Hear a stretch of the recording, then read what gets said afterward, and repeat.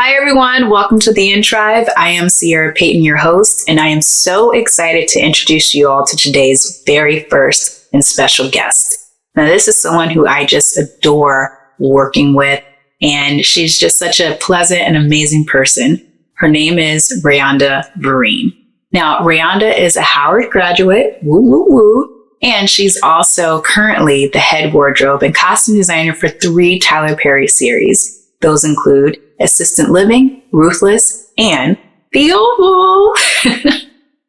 Brianda got her start working in fashion shows and then eventually worked her way up into top film and TV series. Some of those credits includes The Hunger Games 2, the Bobbi Brown series, Single Ladies, and Greenleaf. Now, Brianda has an amazing, unique story to tell, so please stick around, sit back, relax, and welcome to the In Trive. Hi, Raiyonda. Thank you so much for joining us. Welcome to the In Tribe. Thank you. Thank you for having me, Ciera. Yeah. How are you today? I'm good. Good. So you're in Atlanta right now, right? Yes, I'm in Atlanta. We're on a break from TPS, Tyler Perry Studios right now. So, all right. Yes. Awesome.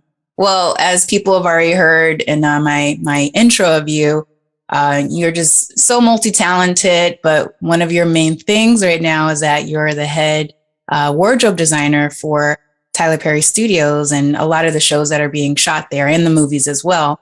And so let's just dive in and just get to know who you are as a person and how you got into this world of costumes and wardrobes for some of the biggest movies and names in the business. It's funny enough, I actually started out in front of the camera, like doing runway shows. And I realized like right away, I was very shy. And I was like, I actually like what the people do behind the scenes. And so I modeled for 2 years and I quit and I started to learn like the jobs behind the scenes, like the people putting the looks together, that the models put on. And I did that. I was a junior model. I started modeling at 13. Yeah, that's what I was going to ask you. So I just want to like rewind a little bit because I didn't know that. First of all, where'd you grow up? What part of the country, all that stuff? I grew up in Pittsburgh, Pennsylvania. Okay. Yes, I born and raised in Pittsburgh, Pennsylvania. And, I was very shy as a kid, and my mother, she's, was a singer and she was a dancer and she was slated to go to Broadway. And there I came. And so everything that she, was set out to do, she tried to instill in me, but I was no singer and I didn't want to be in front of the camera. And I realized that at 13, when I was modeling for 2 years, that I liked what was happening behind the scenes better. And so I started to,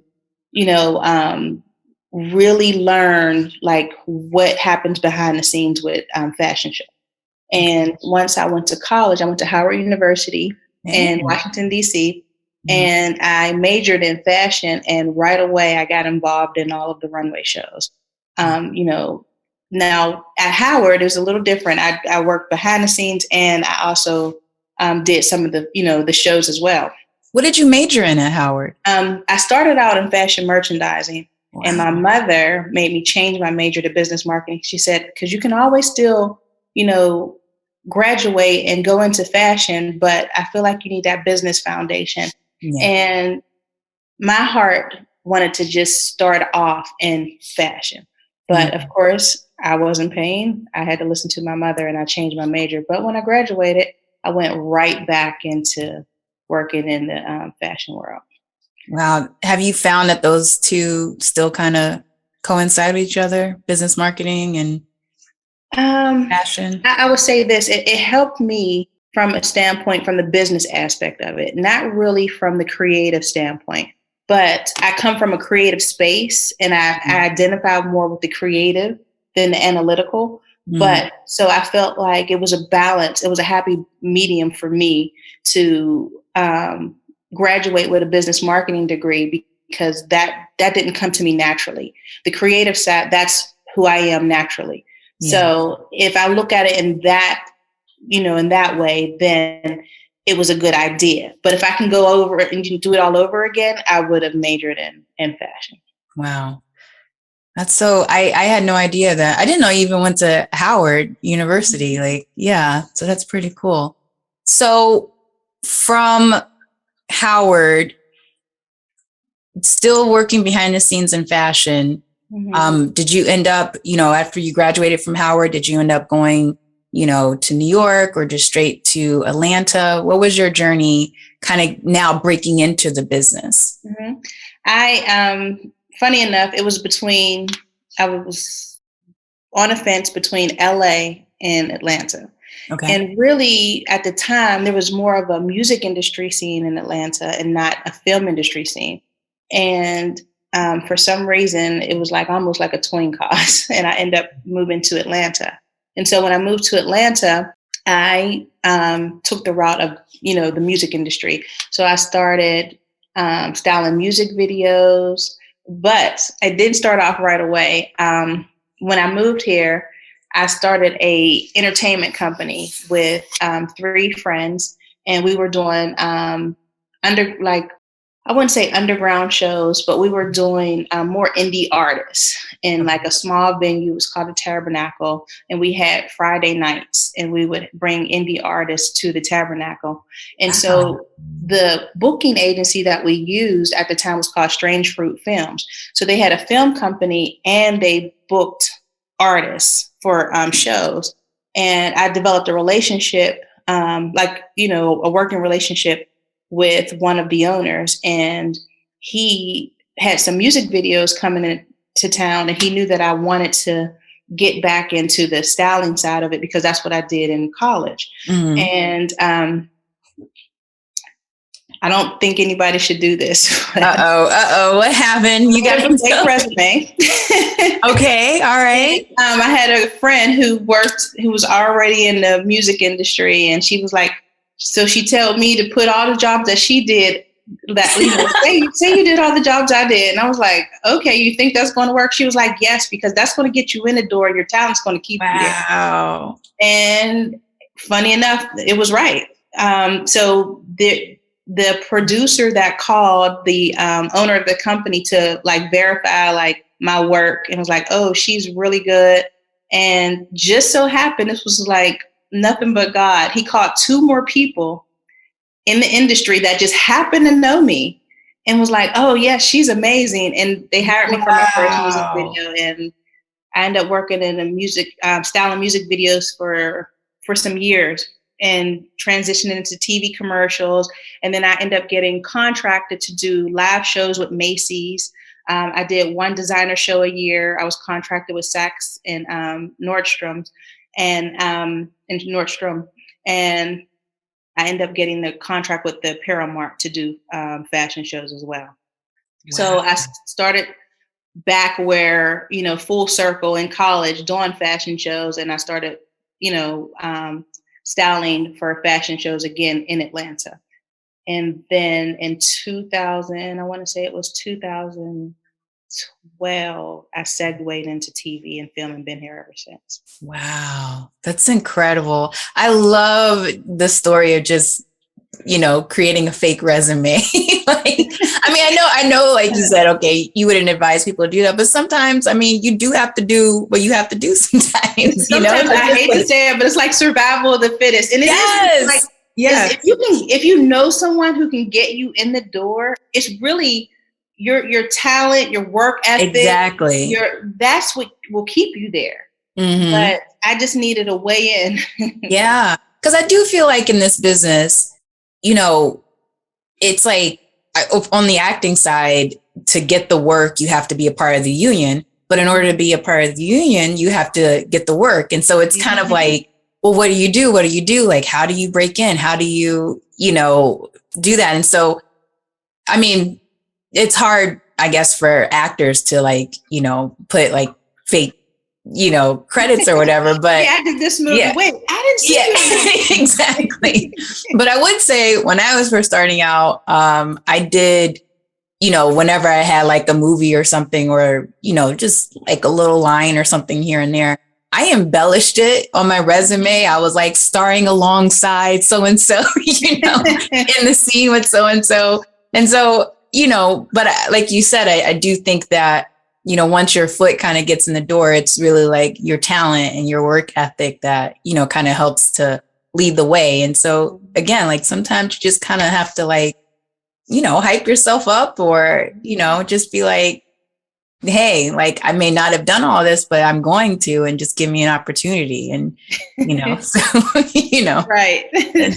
so here you are. So that's pretty cool. I like that. I like that boldness, that's pretty dope. It was pretty bold. Yeah. But it worked. Yeah, exactly. So along the way though, before segueing into, film and TV, I want to just kind of dive in a little bit, because sometimes when we look back over our lives and our journey and a lot of our achievements, we kind of forget about some of those challenging times, or those, struggling times, or, just moments where we were like, is this what I'm supposed to be doing? Or, this is really hard. Did you have anything like that, as you were kind of starting out and, kind of finding your way in the business? Not until I wanted to transition into TV and film, because Wow.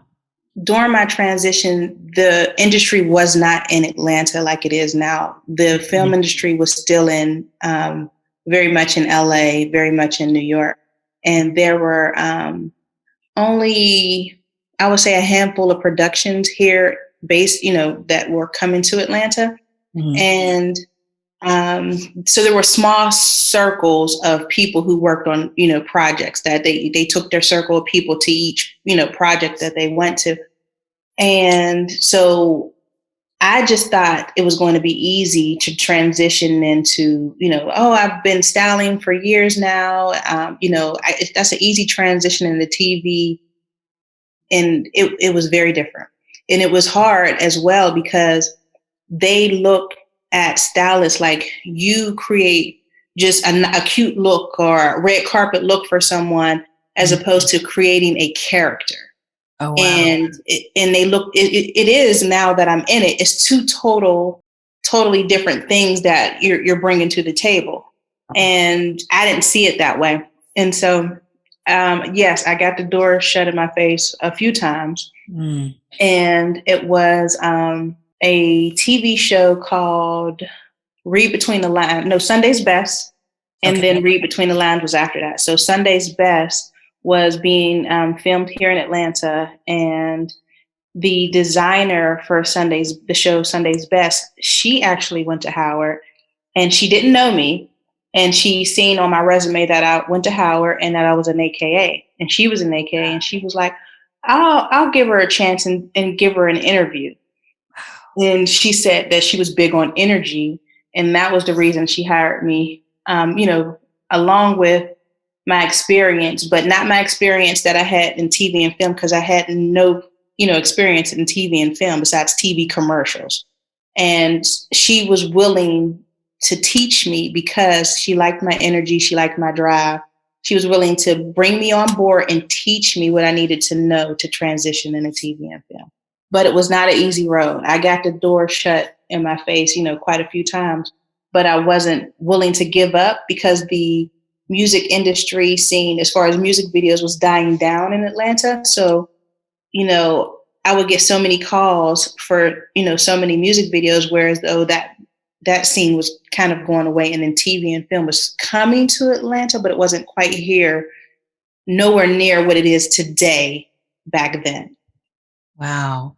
That's so cool though. I mean, I don't know, there's so much to unpack with that, because, just as times change, like you find your opportunity in that as well. I mean, sometimes we're still trying to do the old stuff, like what we're used to doing. And then it's like times are changing, transitions, and then, you get your opportunities there. But then I also think what's pretty cool too is that, you were able to kind of rely on your network a little bit of, Howard, AKA, stuff like that. So that's pretty dope. I mean, I like that. That's pretty cool, Yeah. So your first job, can you just kind of walk me through a little bit of like what that was, your first TV job, because this is something that you were aiming for and you got into the door. And so what was that? I mean, were you going in as an assistant? Were you going in as like, okay, this is all you, Raiyonda, like go for it. What was that like? What was that experience like? And how did you tackle it? Another time, I didn't take the traditional route to where, you start off, it's your first time in this end of the business. I wasn't in the union. The only reason I was covered by not being in the union already is because I was on Turner. We were filming on Turner Studios lot, and they weren't sanctioned. Like, you didn't have to be in the union to be in a higher position to work on their lot, if that makes any sense. Yeah. And so I didn't start off as a production assistant, which generally that's the route you naturally take to get into the business if you're not in the union. Yeah. So the designer, her name was Rita McGee. She was willing to teach me everything, to make that transition. And she did, so I can start off as a costumer. So I started off as a costumer, my first job in TV and film. That's amazing. Wow. So, were you overwhelmed at all? Or like, was it just a moment where you were like, this is like, it was confirmation for you that that's where you're meant to be? I think it was more confirmation. I wasn't overwhelmed, one, because it was a gospel show about, finding the next best gospel artist. So it was always, it was very light and fun and like very encouraging, enlightening. And, you come to work and you're singing and you're with all these gospel artists. Wow. So for me, it was just a shift, right? And, but a good shift for me. And I enjoyed it. And I enjoyed learning everything that I learned. I think I was never overwhelmed. I just was like a sponge, ready to absorb all the information I can take in and run with it. And that's exactly what I did. Wow. I love that. And it's also too, like the type of job that you get on as well, when you're evolving, in your career and stuff, that can also kind of just be a marker of like where you're going to go next. I mean, I don't know, and if you want to talk on it, you can, but if you don't, I totally understand. But I do think that, just our faith just kind of exposes itself all the time to us, in this business, as far as like, your first, TV show that you were working on was based in gospel and spirituality and everything. And it's like, okay, for me listening to that story, it's kind of like God's like, look, I got you, like I'm taking care of you, and so I think that that's just so special, and then, we haven't dived into this other side of it, but now that you're, working with Tyler Perry Studios, and I do feel like that there's an energy like that there as well. And so I don't know, I just feel like, basically what I'm trying to say is that, a lot of times God's just going to show you, like, just take you on your path and like really hold your hand on it. And then, promote you when you like least expect it. And so I feel like your story is such a testimony to that. And that's just really dope. I love it. And it's been a blessing for me, honestly, is that I've heard so many different stories, and, everybody's path is different, right? And everybody's journey to get into the business and what they've endured has been different from mine, good, bad, or indifferent. But for me, I can honestly say I worked on great projects. I haven't had any real issues, and I thank God for that, every day that I've been blessed to get on good projects with, not a lot of issues. And I'm not saying everything's been perfect and, smooth sailing. There are rough patches to get over and hurdles to get over. But for the most part, I can honestly say I've enjoyed every project and every, lesson and teaching experience that I've had on every project I worked on. Wow. I love that. I mean, and I got to say, like, every time I enter into a fitting with you, like, your energy is so great. It's so much fun. And so definitely, like, I feel what you're saying because I've experienced it, like working with you. So, Thank so you. yeah. So let's dive in a little bit into, so from your first TV job up until now, working, at Tyler Perry Studios, working on different, films and TV shows. What has that journey been like? It's been very different coming from like outside of Tyler Perry Studios. Projects film a lot slower, right? So where you might be somewhere else and you will have, like, say, for instance, a TV show that might have 22 episodes like we have. Well, they might take 6 to 8 months to film that many episodes, to where they have a lot more prep time. And when I say prep time, a lot more, the costume department has a lot more time to prepare before they actually start filming. Whereas at Tyler Perry Studios, we can film 22 episodes in 2 weeks, which means I might only have on the front end 3 weeks of preparation time. Like 1 week to read all my scripts and break them down, and like 2 weeks, to literally power shop and, have the tailor shop to, custom make things and do alterations to things to make it look different. And then go into fittings the week before we start filming, and then start filming. So I would say I work at a much faster speed than anywhere else I've ever worked. Wow. And wait, so from Sunday's Best, then you did Read Between the Lines. And then I'm the Single Ladies. And Single Ladies. So, but what was your first show with Tyler Perry? My very first show with Tyler Perry, so I've done so many projects before I got into Tyler Perry. I started off, as a set costumer, and then went to key costumer, to actually buying for shows, to assistant costume designing, to designing. And, I've worked before I've gotten there, I worked for BET, VH1. I've done some feature films as, a costumer and as an assistant costume designer. And I did my first design job. My first costume design job was a Hallmark movie.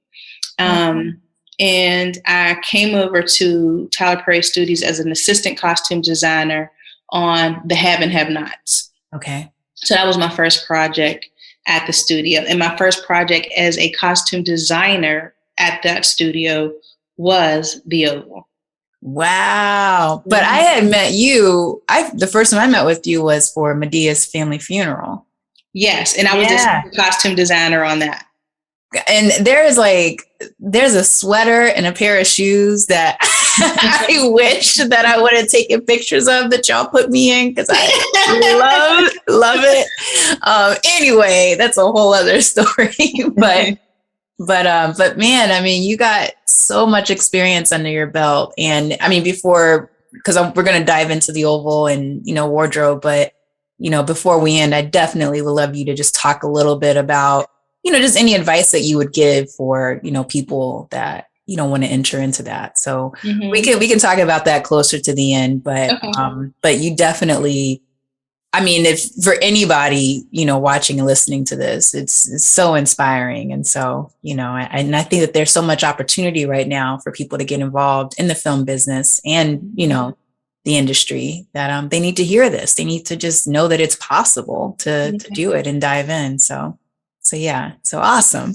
All right, so let's just pivot and shift gears a little bit, because people are always, on social media talking about the fashion and everything. So the Oval was kind of like a promotion for you, right? Yes. Okay, cool. So I want to hear a little bit about that, and then dive into creating these looks for these characters.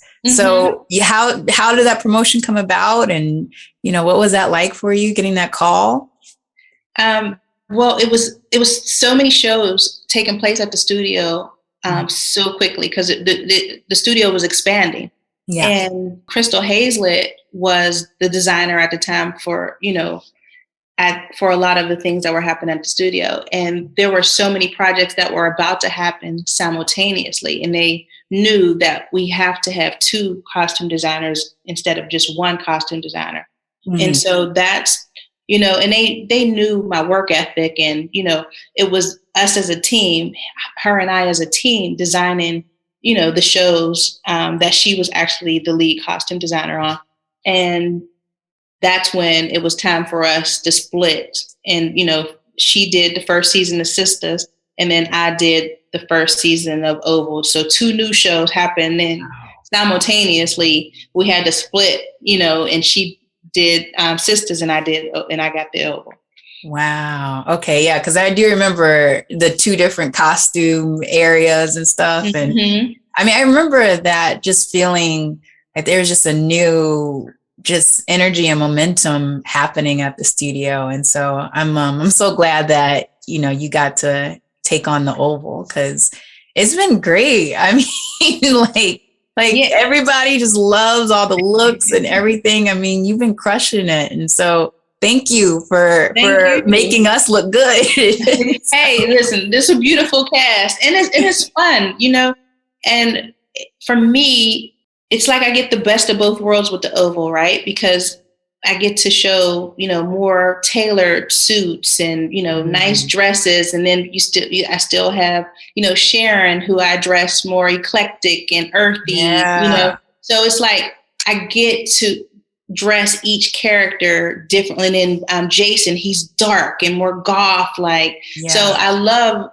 the show, and, you know, how I've been able to have range with the characters, even though it's based, you know, it's supposed to be based on a political show, but it has so much range as far as what I can do with the characters because of, you know, who they are, and to just show more of their character through the clothing.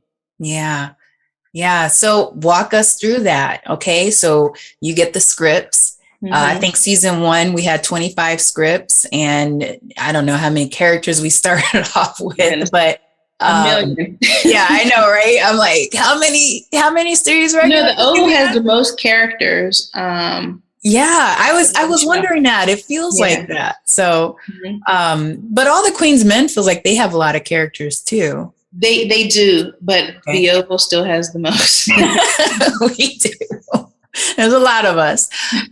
So, you know, all these characters. You include the day players as well. Oh, yeah, that's true. Yeah. And then we have some recurring and guest stars and stuff. So, yeah. So you get the first season, 25 scripts, all these characters.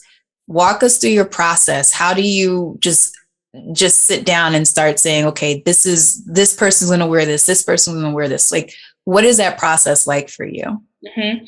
I read all the scripts first. Like, I go through and read all of the script, and I do a breakdown of the scripts per character, of, you know, how many changes based on what I read, how many changes I see per, you know, for each character.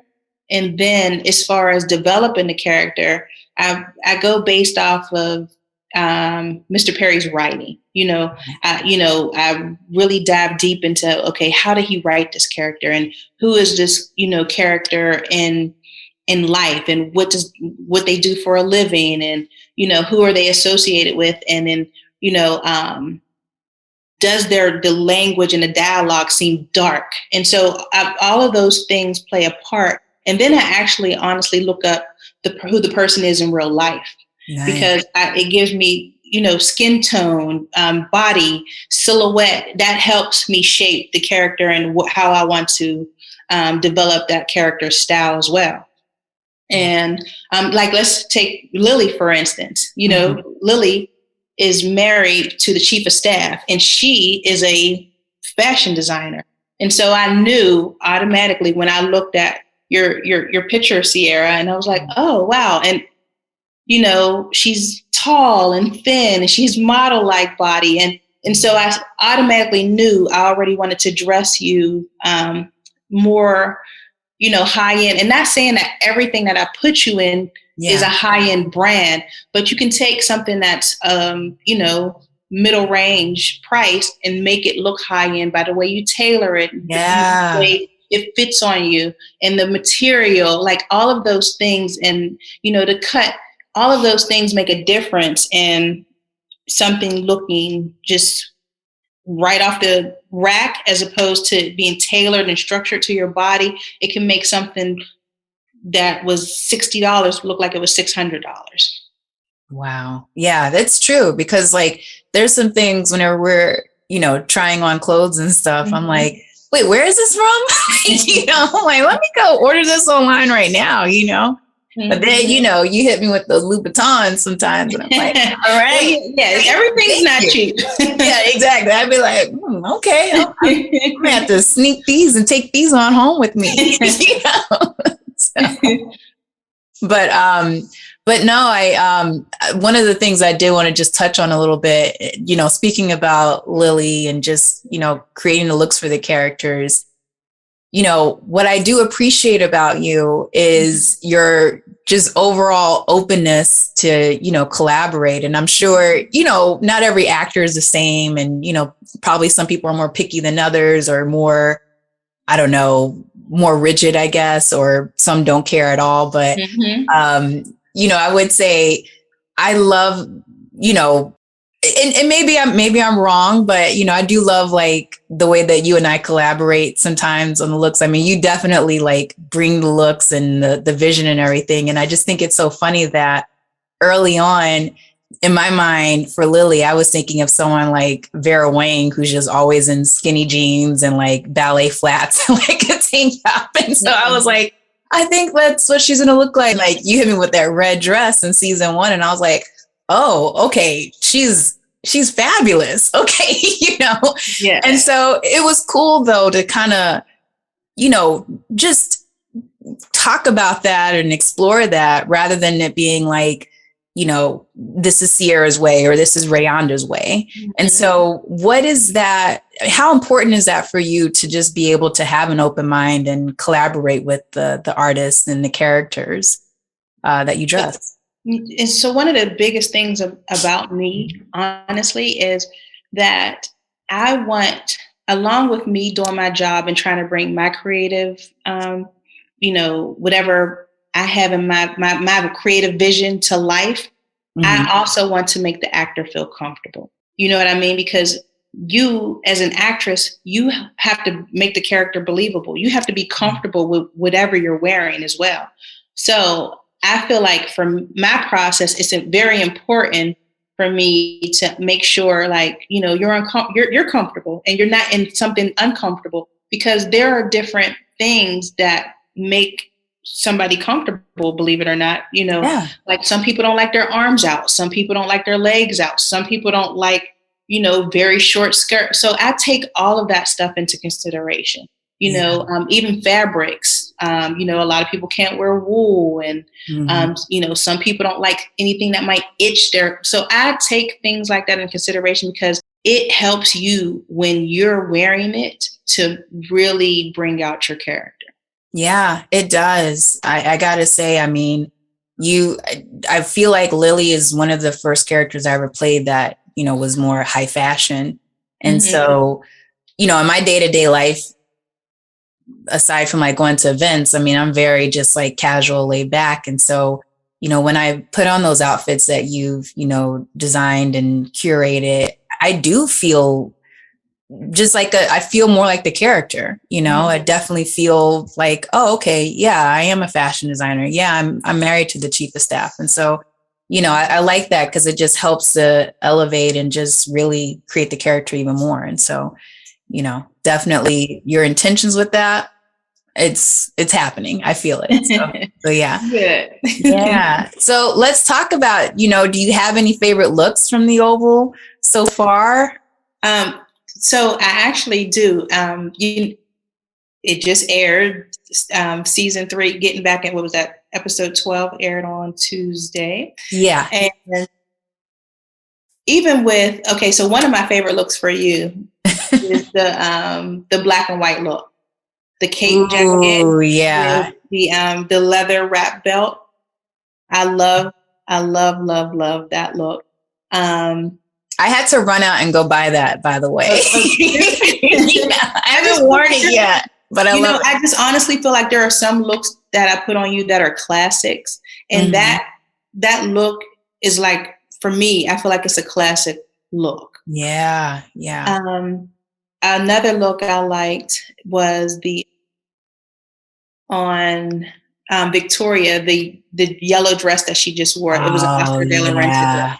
Yeah. And she wanted to wear it. She was like, I would love to wear it, because I put a lot of structured dresses on her. And so, with everything that was going on in that scene, I was like, well, let me switch it up. Let me put her in something that's more flowy and put the second lady in something, more structured.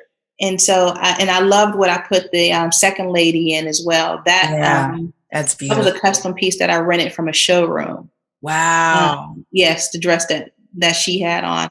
So honestly, I'm not going to lie. There's so many looks that I just love that I've used for that show.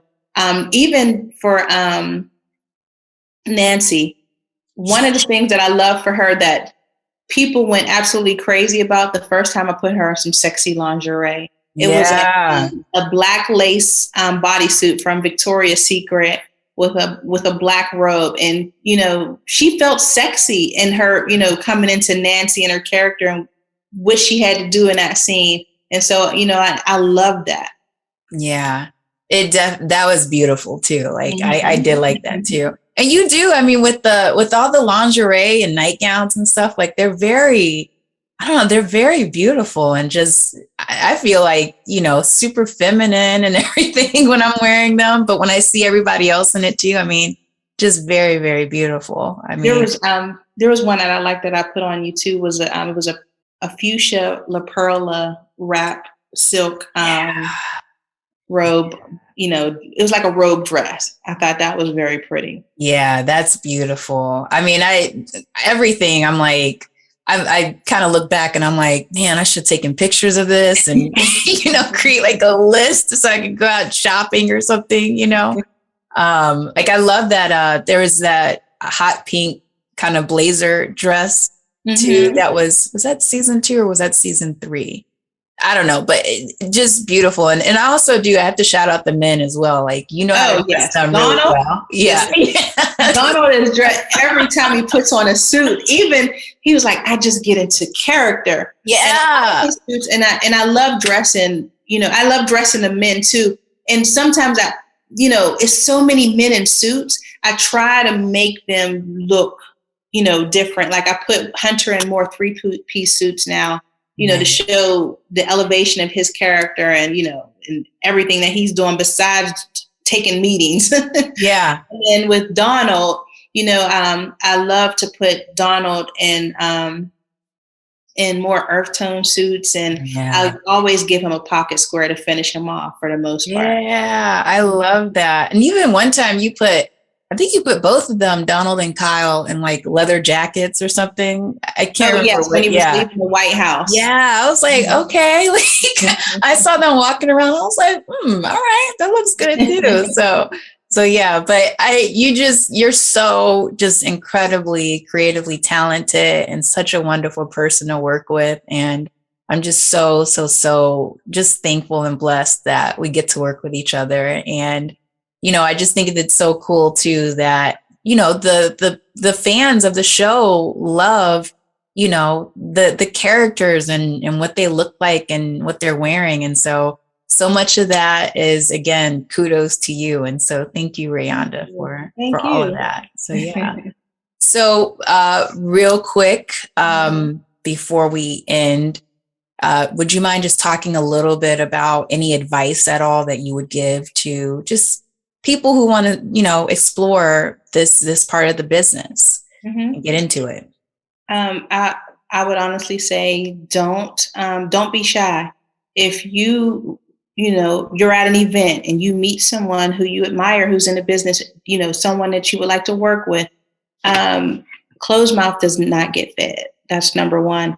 And then 2, it's okay to start at the bottom once you get in the business. A lot, you can graduate with a degree in fashion design or, whatever your degree is in. and get into the industry and start at an entry-level position to get where you're going. Because I'm telling you, once you get your foot in the door and you have persistence and dedication and your work ethic is strong, you will get to where you want. You will elevate naturally because you have the right components to get you to where you need to go. But don't ever be scared to even send a resume, via, like I have so many people who reach out to me through my DMs on Instagram. And I'm not saying that I can get to everybody. I'm not saying that. But there are some people, I would say right now, last year, there are 2 people that I did hire as production assistants because they reached out to me on Instagram. They sent their resume and I didn't have space for them at the time, but they were persistent. They kept in touch and, they put themselves back on the forefront on my radar to when I did have an opening. I said, you know what? It's okay. I'm going to give you a try now because I do have an opening. You've been reaching out to me for the last 8 months. It's almost a year. And now I have an opening. And I don't regret the 2 people that I hired because of that, because they are really, really hard workers. And everything they said that they would do, they have kept their end of the bargain thus far. Wow. Yeah, that's great advice. I second that. Persistence is key. Talent is key. Professionalism is key. All of that. So, So yeah. And look at how far it's brought you. So. I know, right? And so much more to come. And I just want to do, a few little quick answer questions, if you don't mind. Just a little fun part, All right. So I got a few here and I would go ahead and just start. Where'd it go? All right. So the first question, and I'm just switching this up a little bit because I'm curious. What is your zodiac sign? I have to ask. Pisces. Oh, so your birthday's coming up soon. February or March? March 11th. All right. Happy early birthday, Pisces. Thank you. I think we've talked about this because my little brother. We're always working on the oval when it's my birthday. We are. That's so. And then we shut down on your birthday. Yep. Yeah. Wow. Wow. All right. Maybe something different might happen for 2022. We'll see. We'll see. All right. Cool. All right. Pisces. So what's your favorite color? Black. Black. All right. Least favorite color. And this is like in terms of fashion too. Like if you're like, this color I don't like it. It doesn't work for everybody. So I'll tell you what's funny is I don't use a lot of gray on TV, and I'm wearing gray. I don't use a lot of gray on camera because it tends to, like, depending on your skin tone, it tends to make people look sick. So I don't like to use a lot of gray on camera. Wow. That's interesting. All right. Is there just in terms of wardrobe, fashion, people in their daily lives, is there a color that you feel that everybody should have in their closet or everybody should at least try? Yeah, black. Yeah. I figured you were going to say that. Yeah. I've been playing a lot lately. I mean, I only have like 2 things that are this color, but I've been thinking about that mustard yellow. I know it doesn't work for everybody, I guess, but I was like, dang, I'm really liking that color now. And I'm like, maybe people should try that color out. So. No, I love mustard yellow. Yeah, I think it's something, it just brings out people's skin tone, I feel like. And I don't know, it's a fun color to me. Anyway, that's a whole other different thing. So, worst advice ever given to you? Worst advice ever given to me? And if there isn't, it's okay. No, I guarantee you.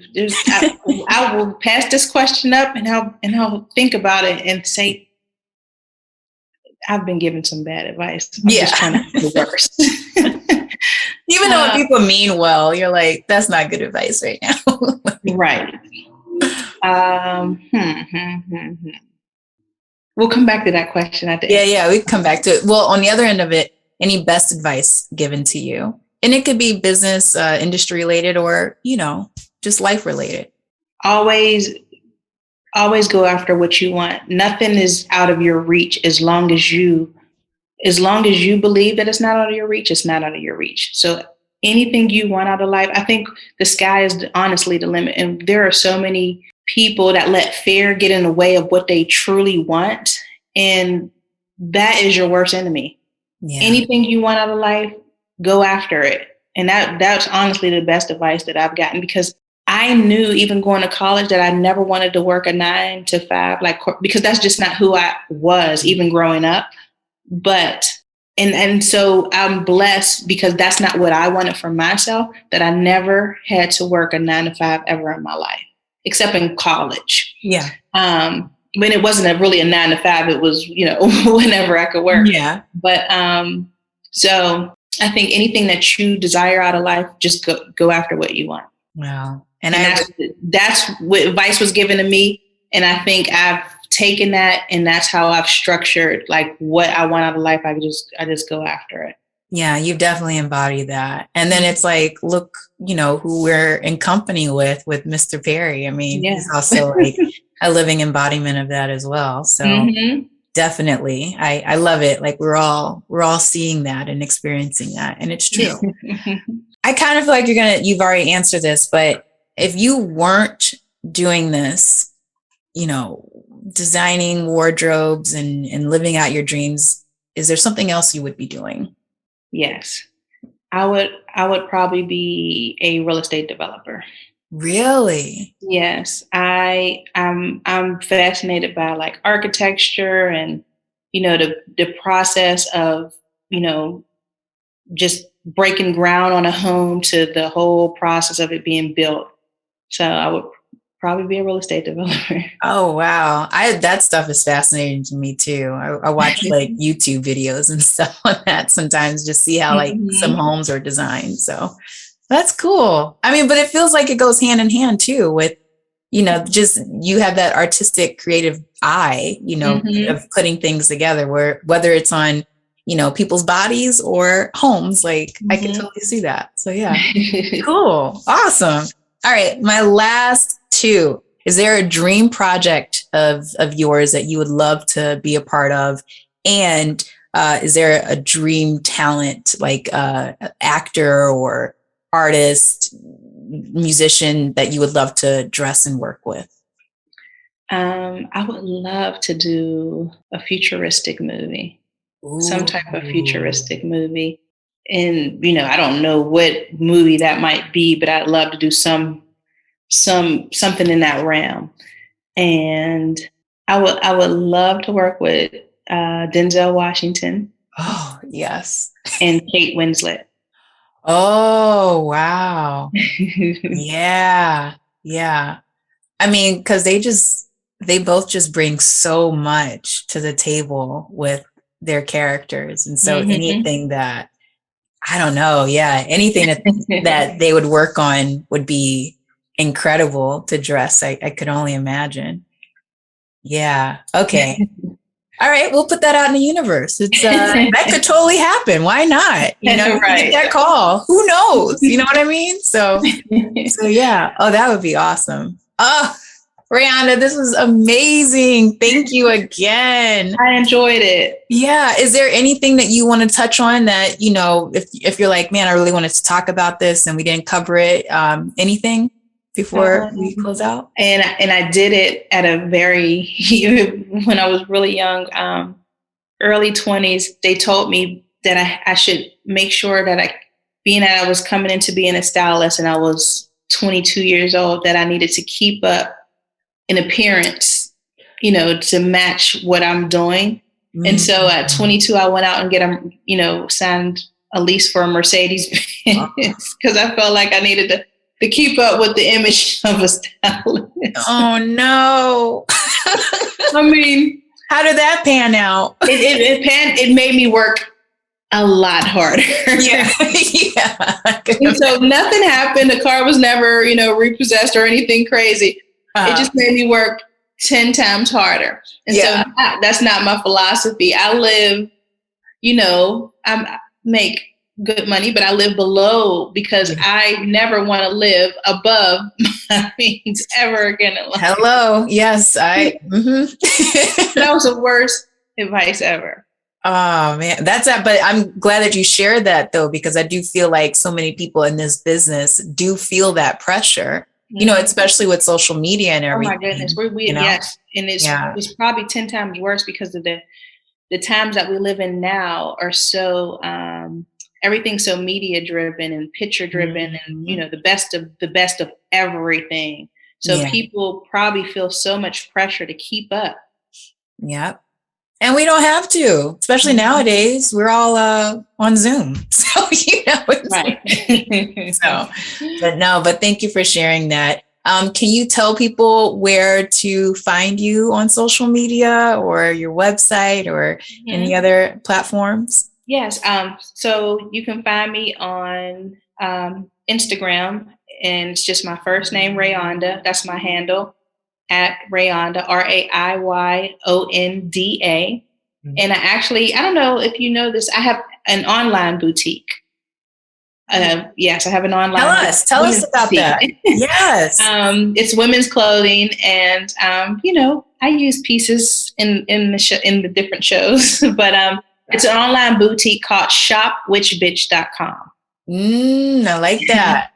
All right. And it's just, we have everything from athletic gear to dresses to casual clothing to, long gowns, but it's an array of women's clothing. Small, a small boutique, but we have everything online, and it's a variety of pockets of things for women. Nice. All right. Awesome. Well, please, everybody, just run over there right now and go check out her boutique. Follow her on Instagram, social media. And Raiyonda, again, this is so wonderful. I cannot wait to see you again and work with you again. I haven't heard anything about, anything, but I'm sure it'll be probably coming be soon. soon. Yeah, exactly. So, all right. Awesome. I'm so happy that you joined us. And thank you for having me. This was actually really fun. yay, I'm so glad. I'm so glad. So yeah, so I just adore you. And so I can't wait to be back in your space I again. really love you guys. I honestly feel like we're like a family. You know what I mean? Outside of a real family. It's like a family when we come together. Yeah, I know. And then it's like, it's over. I know. In the blink of an eye. Yeah. Yeah. So, but no, it's so much fun. And I mean, everybody, on your team and just everybody at TPS, like, it's awesome, but I think about like Miss D and Dom and everybody else, like just such great energy and really cool people. And so, and you're a part of that. You set that. So thank you. Thank you. All right. All right. Thanks again. And I will see you soon. Okay. Thank you. Bye. Bye.